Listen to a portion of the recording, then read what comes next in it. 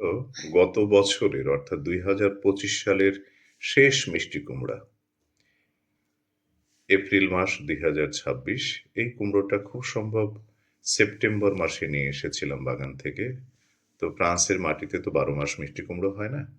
যে এখনো কি দারুণ রং!